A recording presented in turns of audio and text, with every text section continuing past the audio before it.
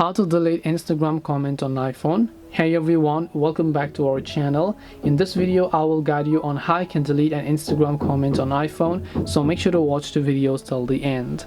If you want to delete Instagram comment on iPhone, you can go ahead and launch the Instagram app. So let's say that someone commented on your photos or videos over here. So let me just go ahead and select one of these random photos, and then you went to the comment section, someone has happened to comment it, you want to delete it. You can just go ahead and tap the three dots option here and you can choose to turn off commenting, or you can just long press on that certain comment here, swipe left like this, right? Not long press, but you have to swipe left like this, and then you'll find the delete option. When you tap on that, your comment will get automatically deleted. Now let's say that you are the one who commented on someone else's photo or video over here, and once you, let's say, actually posted something and then you would like to delete your comment, again simply go ahead and long press on it. If that doesn't work, you can also try to swipe left like this, and when you swipe left you should be able to find other options, and now you can just tap the trash icon in order to delete that comment.